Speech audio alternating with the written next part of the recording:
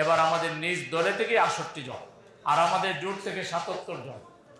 এই 77টা জায়গায় যদি সঠিকভাবে ভূমিকা পালন করা হয়, দুর্নীতির বিরুদ্ধে, ঘুষের বিরুদ্ধে, তারপরে চাঁদাবাজির বিরুদ্ধে, সন্ত্রাসের বিরুদ্ধে জনগণের আস্থা যদি আমরা অর্জন করতে পারি, অচিরেই সারা বাংলাদেশের জনগণের আস্থা আমরা অর্জন করতে পারবো ইনশাআল্লাহ। এবং এই প্রথম আমাদের এই জোট থেকে এবং জামাত থেকে প্রধান বিরোধী দলীয় নেতা হয়েছেন আপনারা, যাকে এমপি বানিয়ে দিয়েছেন আলহামদুলিল্লাহ।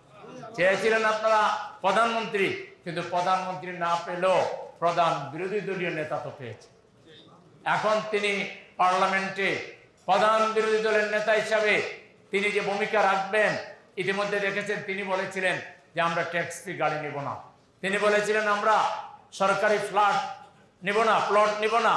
একই কথা কিন্তু সরকারি দলের লোকদেরকে বলতে হয়েছে।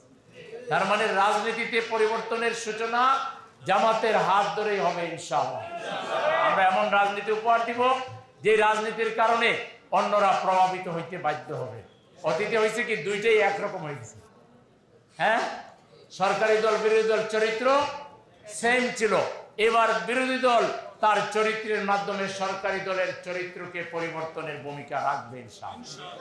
কারণ দেশের মানুষের সমর্থন ধরে রাখার জন্য হইলো তারা আমাদেরকে ফলো করবে, আমাদের কথা তারা শুনতে বাধ্য হবে।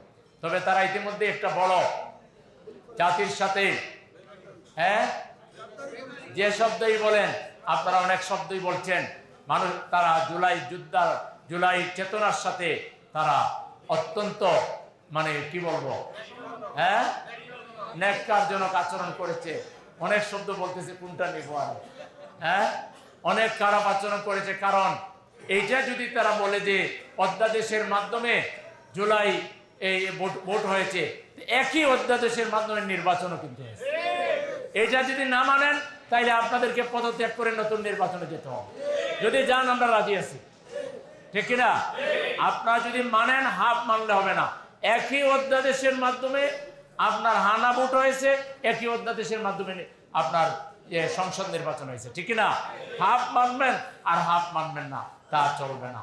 আপনাদেরকে মানতেই হবে, নাইলে দেশের 80% মানুষ আপনাদের বিরুদ্ধে আন্দোলনের রাস্তায় নামতে বাধ্য হবে। মানতে আপনারা বাধ্য হবেন, পানি গুলা করে মানবেন না। কারণ এটা মানা ছাড়া আপনাদের কোনো লিগ্যালিটি নাই, কোনো বৈধতা নাই। ইন্টারিম গভর্নমেন্ট কোন সংবিধানে ছিল? যে সরকার দেশ চালাই গেল, এই সরকার কোন সংবিধানে ছিল?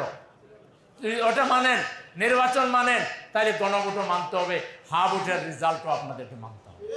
এটা খুব দুর্ভাগ্যজনক যে ক্ষমতা পেয়ে তারা জুলাইকে বলে গেল, শাহাদাতকে বলে গেল।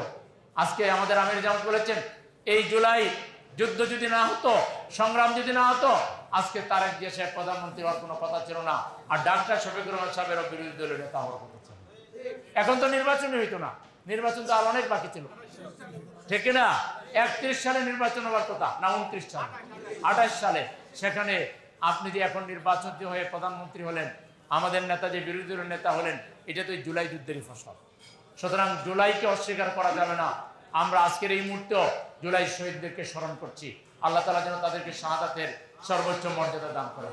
বিশেষ করে শহীদ শরীফ ওসমান হাদি, যিনি জাতির কণ্ঠস্বর ছিলেন, তার খুনিদেরকে গ্রেফতার করে বিচারের মুখোমুখি করতে হবে, তাদেরকে শাস্তি দিতে হবে এবং জুলাই শহীদদেরকে রাষ্ট্রীয় মর্যাদায় রাখতে হবে। জুলাই শহীদদের বিরুদ্ধে, আন্দোলনকারীদের বিরুদ্ধে কোন রকম চক্রান্ত করলে গোটা জাতি সেই চক্রান্তের বিরুদ্ধে রাস্তায় নামবে ইনশাআল্লাহ।